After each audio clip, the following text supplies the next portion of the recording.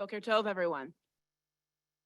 So there are a number of laws that are repeated in this week's Torah portion in Ki Tetzei.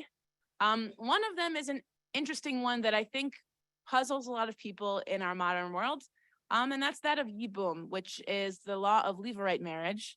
So I want to talk to you a little bit about that, levirate marriage. So levirate marriage involves, if a man has died childless, that his widow then marries the closest male relative, usually the brother.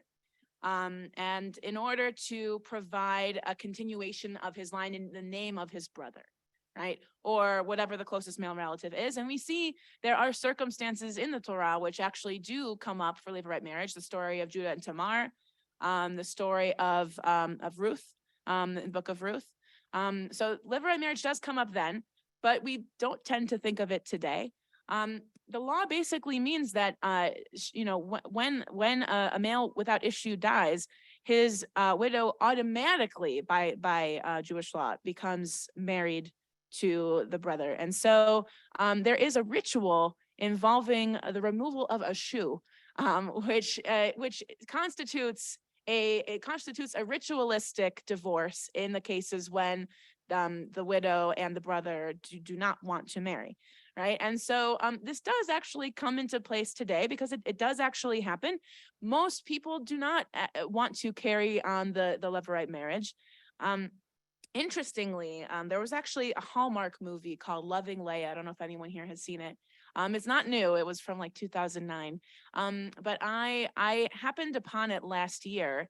And I got the free trial for Hallmark movies just so I could see it because I was very curious. And sure enough, it really does show the chalitza, the removal of the sandal, and sort of what that ritual looks like. And in the case of this movie, not to give away too many spoilers, but he decides not to go through a chalitza because he feels guilty about his disconnection with his brother for so many years. And so they stay in this levirate marriage, and it's a rom-com, so I'm sure you can guess what happens.